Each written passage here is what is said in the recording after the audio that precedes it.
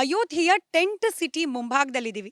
ಈ tent city ಯಾಕೆ ನಿರ್ಮಾಣ ಮಾಡಲಾಗಿದೆ, ಹಾಗೆ ಈ ಟೆಂಟ್ ಸಿಟಿಯ ಪ್ರಾಮುಖ್ಯತೆ ಏನು, ವಿಶೇಷತೆ ಏನು, ಇದೆಲ್ಲದನ್ನ ನಿಮಗೆ ವಿವರಿಸ್ತಾ ಹೋಗ್ತೀನಿ. ಪ್ರಮುಖವಾಗಿ ಅಯೋಧ್ಯೆ ಒಂದು ಪುಟ್ಟ ನಗರಿಯಾಗಿತ್ತು. ಅಭಿವೃದ್ಧಿ ಅನ್ನೋದು ಎಷ್ಟೋ ವರ್ಷಗಳಿಂದ ಇಲ್ಲಿಗೆ ಹತ್ರಕ್ಕೂ ಸುಳಿದಿಲ್ಲ ಅನ್ನೋ ಆರೋಪಗಳಿದೆ.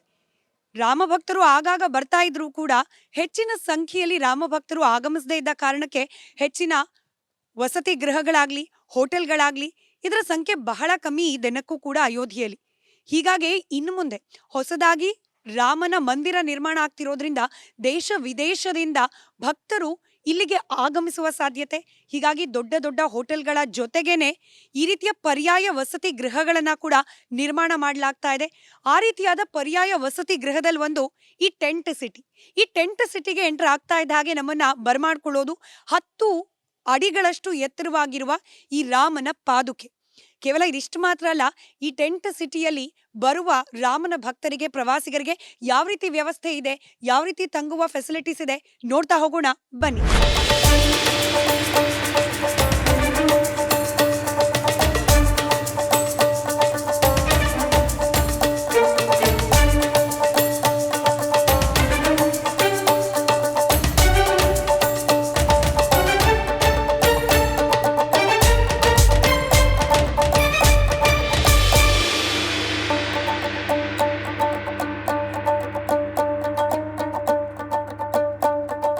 ಇಡೀ ಅಯೋಧ್ಯೆಯಲ್ಲಿ ಮರು ನಿರ್ಮಾಣ ಕಾರ್ಯ ಆಗ್ತಾ ಇದೆ. ಚಿಕ್ಕ ಚಿಕ್ಕ ಹೋಟೆಲ್ಗಳನ್ನ ಕೂಡ ನೆಲಸಮಗೊಳಿಸಿ ಅಲ್ಲಿ ಹೊಸದಾಗಿ ಕಟ್ಟಡಗಳನ್ನ ನಿರ್ಮಾಣ ಮಾಡಲಾಗ್ತಿದೆ. ಹೀಗಾಗಿ ಬರುವ ಪ್ರವಾಸಿಗರಿಗೆ ದೊಡ್ಡ ಹೋಟೆಲ್ನ ವ್ಯವಸ್ಥೆ ಸದ್ಯಕ್ಕಿಲ್ಲದೆ ಹೋದ್ರೂ ಕೂಡ ಪರ್ಯಾಯ ವ್ಯವಸ್ಥೆ ಅಂತ ಹೇಳಿ ಈ ರೀತಿಯ ಟೆಂಟ್ ಹೌಸ್ಗಳನ್ನ ನಿರ್ಮಾಣ ಮಾಡಲಾಗಿದೆ.